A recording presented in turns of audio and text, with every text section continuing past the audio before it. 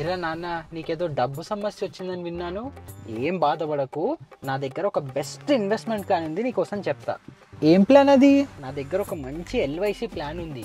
ఈ ప్లాన్లో నువ్వు నెలకు ఒక 5,000 ఇన్వెస్ట్ చేస్తూ అలా 10 ఏళ్ళు చేసావు అనుకో, నువ్వు ఇన్వెస్ట్ చేసిన అమౌంట్ ఏమో 5 లక్షలు.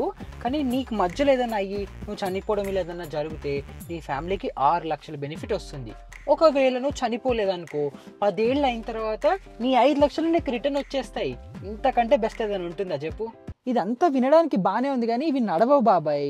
ఇప్పుడు మీ దగ్గరికి కూడా ఇలా ఎల్ఐసి ఏజెంట్లు వచ్చి ఇలాంటి ప్లాన్లు తీసుకోండి బాగుంది అని చెప్తారు, కానీ అవి తీసుకోకండి.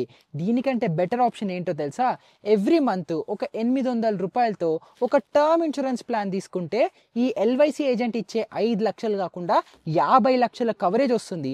అండ్ ఆ మిగిలిన 4,000 ఏదైతే ఉంటుందో దాన్ని నిఫ్టీ 50లో ఇన్వెస్ట్ చేస్తే 10 లక్షలుగా మారుతుంది.